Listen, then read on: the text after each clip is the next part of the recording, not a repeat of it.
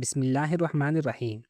استغفار کرنے والے کے لیے قرآن و سنت میں 5 عظیم بشارتیں۔ کیا آپ جانتے ہیں کہ صرف ایک عمل آپ کی دنیا بھی بدل سکتا ہے اور آخرت بھی؟ اللہ تعالیٰ نے قرآن میں استغفار کرنے والوں کے لیے عظیم بشارتیں بیان فرمائی ہے، اور نبی صلی اللہ علیہ وآلہ وسلم خود بھی کثرت سے استغفار فرمایا کرتے تھے۔ آئیے قرآن و سنت کی روشنی میں جانتے ہیں۔ اللہ گناہوں کو معاف فرماتا ہے، سورۃ النوح آیت نمبر 10۔ اللہ بارش اور اپنی رحمت نازل فرماتا ہے، سورۃ النوح آیت نمبر 11۔ اللہ مال اور اولاد بے برکت عطا فرماتا ہے، سورۃ النوح آیت نمبر 12۔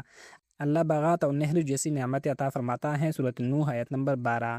قیامت کے دن کثرت استغفار والے کے لیے خوشخبری ہے، سنن ابن ماجہ حدیث نمبر 3818۔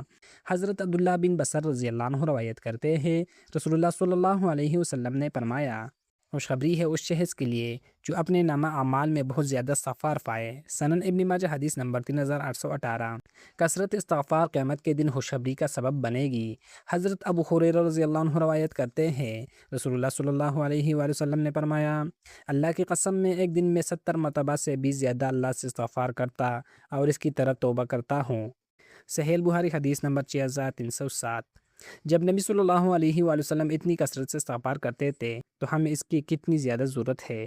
قرآن پاک میں ارشاد باری تعالیٰ ہے، میں نے کہا اپنے رب سے مغفرت مانگو، بے شک وہ بہت بخشنے والا ہے، وہ تم پر خوب بارشیں برسائے گا اور تمہیں مال اور اولاد سے مدد دے گا اور تمہارے لیے باغات پیدا کرے گا اور تمہارے لیے نہریں جاری کر دے گا، سورۃ النوح آیات نمبر 10 سے 12۔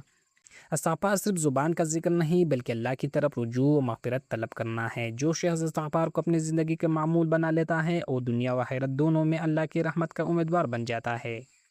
اے اللہ ہمیں کثرت سے استغفار کرنے والا بنا، ہمارے توبہ قبول فرما، ہمارے گناہ کو معاف فرما اور ہمیں دنیا و آخرت کی بھلائی عطا فرما، آمین۔